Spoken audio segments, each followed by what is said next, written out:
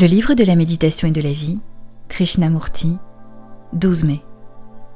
Le souvenir et la négation de l'amour. Est-il possible d'aimer sans qu'intervienne la pensée ? Qu'entendez-vous par la pensée ? La pensée est une réponse au souvenir lié à la douleur ou au plaisir.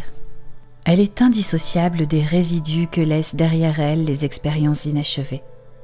L'amour est différent du sentiment et de l'émotion. Il ne peut pas s'enfermer dans le champ étroit de la pensée, contrairement aux émotions et aux sentiments. L'amour est une flamme sans fumée, toujours neuve, créative et joyeuse. Cet amour-là est un danger pour la société, pour nos relations. C'est là qu'intervient la pensée, pour le modifier, le canaliser, le légaliser, le neutraliser. Alors il devient fréquentable. Savez-vous que lorsqu'on aime quelqu'un, c'est l'humanité tout entière que l'on aime? Ignorez-vous à quel point il est dangereux d'aimer les hommes? Car alors il n'y a plus de barrières, plus de nationalité. Alors plus de course au pouvoir et à l'influence, et les choses reprennent leur juste valeur. Cet homme-là est un danger public. Pour que l'amour puisse éclore, le processus de mémoire doit cesser.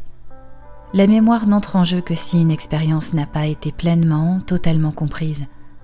Le souvenir n'est que le résidu de l'expérience, l'écho d'un défi dont on n'a pas pleinement saisi les enjeux.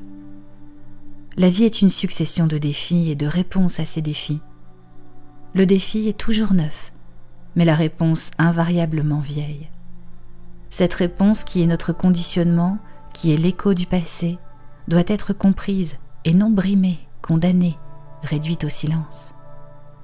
Cela signifie qu'il faut vivre chaque jour avec une fraîcheur neuve, une plénitude totale. Cette vie totale n'est possible que lorsqu'il y a l'amour, que notre cœur est plein, mais non de mots ou de choses élaborées par l'esprit. Il suffit que l'amour soit là, pour que cesse enfin la mémoire.